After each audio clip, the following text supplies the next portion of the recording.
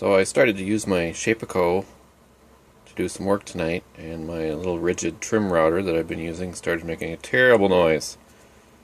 And the spindle got really hot, which unfortunately means it has a bad bearing in it. So I tore it apart. See if you can tell me which bearing is the bad bearing. Here's the nice little top bearing. Look how nice that spins. I don't think that's it. Here's the one on the bottom.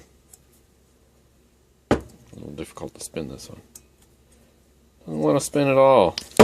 Ouch. Feels like there's some sand in there or something too. It just doesn't want to spin. So now I gotta pull that bearing off and source a new one, and a little delay in my work, unfortunately.